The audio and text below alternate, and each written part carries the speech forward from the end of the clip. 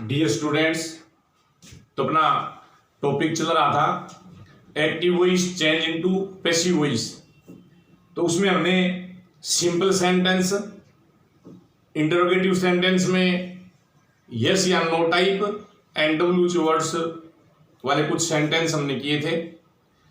आज हम कुछ ऐसे सेंटेंसेस करेंगे जिनमें जो डब्ल्यूएच वर्ड है वो सब्जेक्ट की तरह भी काम करता है,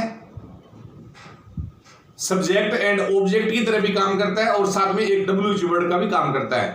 तो अपन देखेंगे कि इस तरह के सेंटेंस पैसिव वॉइस में कैसे चेंज किए जाते हैं। एग्जाम्पल के तौर पे, who gives you pocket money. Pocket money यानी कि जेब खर्च। तुम्हें जेब खर्च कौन देता है, यानी देने वाला सब्जेक्ट हो गया। तो इसमें ये जो हु, जो डब्ल्यूएच वर्ड भी है और साथ में एक सब्जेक्ट भी है। तो इस तरह के सेंटेंस को अपन पैसिव वॉइस में कैसे चेंज करेंगे वो देखेंगे।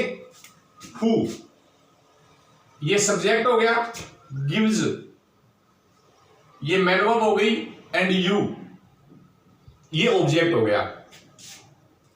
अब अपना रूल क्या कहता है कि ऑब्जेक्ट को अपन सब्जेक्ट की जगह ले आएंगे। उसके बाद में यदि हेल्पिंग वर्ब है तो हेल्पिंग वर्ब लगा के मैन वर्ब को देख के अपन बी का रूप लगाते हैं। उसके बाद में वर्ब की थर्ड फॉर्म करते हैं। कोई अदर ऑब्जेक्ट हो तो वो लिख देते हैं और फिर बाई लगा के जो सब्जेक्ट है उसको अपन ऑब्जेक्ट के रूप में रखते हैं। अब हु ये सब्जेक्ट हो गया एंड हुम ये इसका ऑब्जेक्ट हो गया।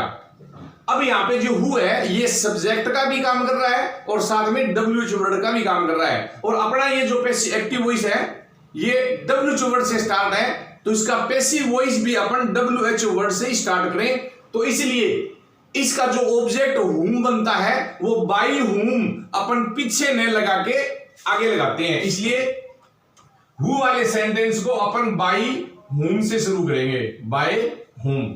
इसको अपन सबसे पहले लिख देंगे। इस बात का आपको विशेष ध्यान रखना है क्योंकि रूल तो बड़ा ये कहता है कि ऑब्जेक्ट को ऑब्जेक्ट की जगह सब्जेक्ट को अपन बाई लगा के लिखते हैं, बट इसका बाई हुम यदि हम पीछे कर देंगे तो फिर ये सेंटेंस ये डब्ल्यूएच वर्ड से नहीं माना जाएगा। इसलिए इसको डब्ल्यूएच वर्ड से स्टार्ट करने के लिए हु का जो ऑब्जेक्ट बनता है हुम उसको बाई हुम अपन सबसे पहले लिख देते हैं।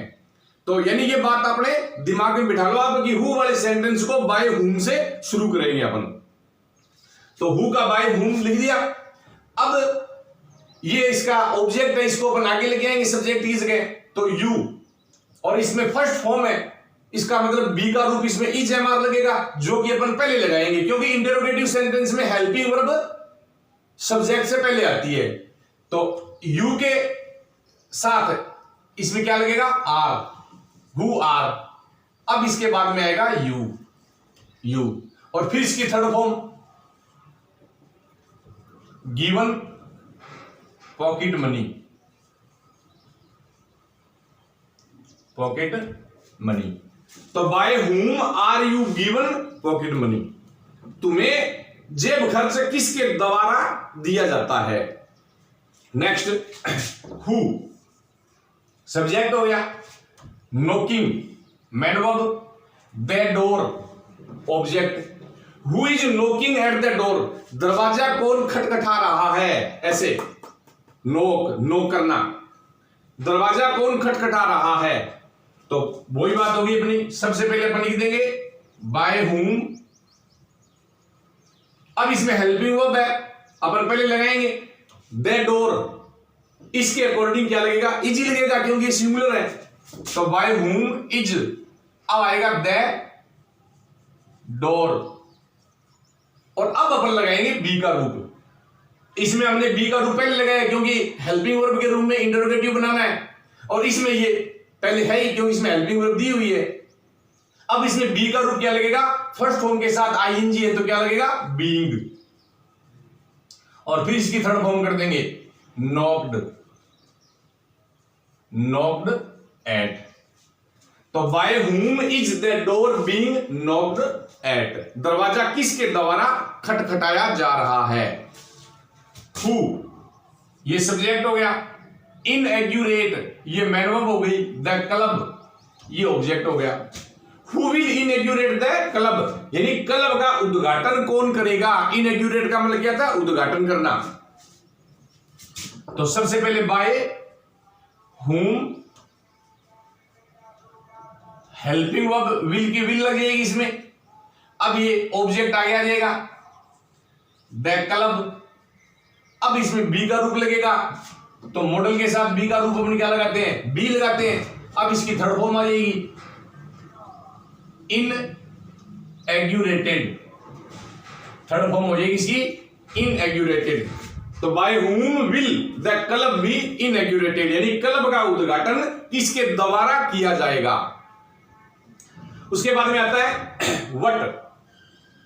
व्हाट मीन्स क्या, अपन जानते हैं। और जब मैंने आपको डब्ल्यू वर्ड के बारे में स्टार्ट में कुछ बताया था, यानी किस तरह से इनके आंसर दिए जाते हैं, तो इसलिए मैंने आपको बताया था कि व्हाट जो होता है उससे अपन डायरेक्ट ऑब्जेक्ट जानने के काम में इसको लेते हैं, यानी इससे डायरेक्ट ऑब्जेक्ट पूछा जाता है। जैसे what can I do for you, मैं तुम्हारे लिए क्या कर सकता हूं। करने वाला आई है और यू के लिए करना है, तो वैसे तो इसके अंदर ऑब्जेक्ट यू दिया हुआ है, बट अपन इसको ऑब्जेक्ट न मान के इस व्हाट को ही अपन ऑब्जेक्ट मानेंगे। क्यों? क्योंकि ये एक्टिव वॉइस का सेंटेंस है, ये डब्ल्यू वर्ड से स्टार्ट है, और पैसिव वॉइस बनाएंगे तो उसको भी अपन डब्ल्यू वर्ड से स्टार्ट करेंगे। तो अपन इसको ही क्या कर लेंगे, ऑब्जेक्ट मान लेंगे। ऑब्जेक्ट इधर होता है, उसको अपन आगे लाते हैं, तो ये ऑलरेडी आगे पड़ा ही है, कोई दिक्कत ही नहीं है। अब इस बात का विशेष ध्यान रखना है, मॉडल को छोड़ के जो अपनी हेल्पिंग वर्ब्स जो होती है वो व्हाट के साथ हमेशा सिंगुलर लगती है, इसलिए चाहे कुछ भी दी हुई हो। यानी यहां पे जो हेल्पिंग वर्ब लगेगी, यहां पे जो हेल्पिंग वर्ब लगती है वो सब्जेक्ट के अकॉर्डिंग लगती है, बट ऑब्जेक्ट को अपन जब आगे लाते हैं और इसके अंदर हम ऑब्जेक्ट व्हाट वाले सेंटेंस में अपन व्हाट को ही ऑब्जेक्ट मानेंगे, तो इसके साथ जो बी का रूप लगाएंगे वो अपन सिंगुलर में लगाएंगे। अब इसमें आई ये सब्जेक्ट हो गया, डू ये मैन वर्ब हो गई, एंड इस व्हाट को अपन ऑब्जेक्ट मानेंगे। अब ऑब्जेक्ट इधर होता है तो उसको आगे लाते हैं, बट ये ऑलरेडी आगे है। व्हाट कैन, अब हेल्पिंग वर्ब आ गई इसके तुरंत बाद, क्योंकि ऑब्जेक्ट जो इधर था वो आगे लाना होता है, जो कि हमने ऑलरेडी इसको आगे ले रखा है।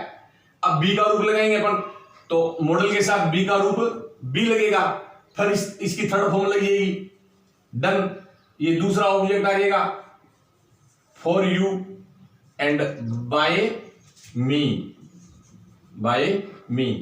What can be done for you by me यानी मेरे लिए, मेरे द्वारा तुम्हारे लिए क्या किया जा सकता है। अब जैसे ये सेंटेंस मैंने सेम हु वाला लिख दिया था, इसको मैं दोबारा लिख रहा हूं।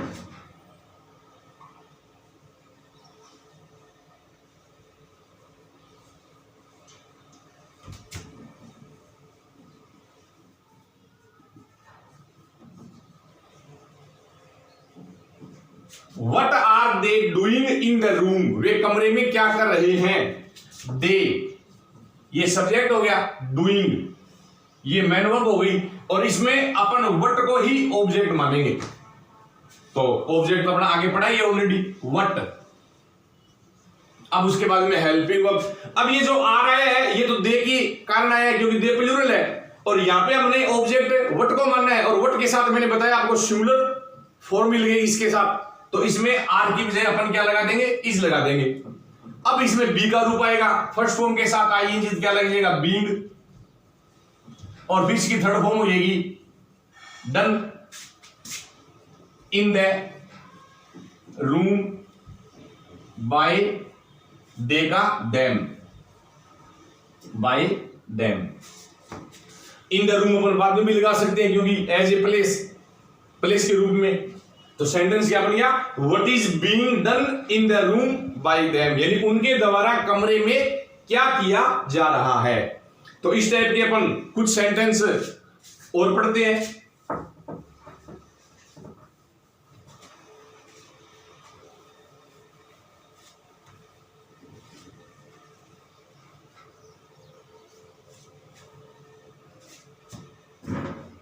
जैसे